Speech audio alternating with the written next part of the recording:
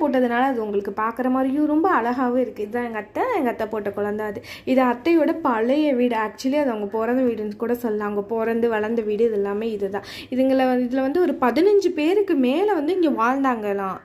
Maybe கூட்டு குடும்பமாக அப்போ 15 பேருக்கு எப்படி சமைச்சிருப்பாங்க அப்படி எனக்கு தோணுச்சு. இப்போலாம் இந்த மாதிரி திண்ணையே கிடையவே கிடையாதுல்ல. அப்போல்லாம் வந்து எல்லா வீட்லேயுமே திண்ணை இருக்கும். நான் சின்ன பிள்ளையாக இருந்து எங்களோட பாட்டி வீட்லேயுமே திண்ணை இருந்தது. ஆனால் இவ்வளோ பெரிய திண்ணெல்லாம் இல்லை, அது சின்னதாக தான் இருக்கும். ஆனால் இவ்வளோ பெரிய திண்ணையை நான் இப்போ தான் ஃபஸ்ட் டைம் காட்டுறேன். அதுக்கப்புறம் வீட்டுக்குள்ளெல்லாம் போய் பார்க்கணுன்னு ஆசை தான். பட் ஏதாவது மேலே கீழே விழுந்து கிசுற விட்டு என்ன பண்ணுறது. அதுக்கப்புறம் பக்கத்தில் இருக்க ஃப்ளவர்லாம் பார்த்துட்டு அதே மாதிரியே சாயில் பக்கத்தில் ஒரு வீடு இருந்துச்சு, அதையும் உங்களுக்கு காட்டுறேன் பாருங்கள். இது வந்து அத்தையோட ஆப்போசிட் வீட்லேயே அத்தையோட பிறந்த வீடு இருந்தது. இந்த பக்கம் காட்டுறேங்க பாருங்கள். அந்த பழைய வீடோட சாயல்லையே இருப்பான்.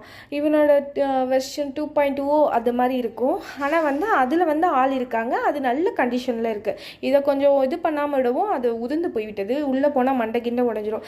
அதே சைடில் நிறைய வீடு அங்கங்கே கட்டி வச்சுருந்தாங்க. பை.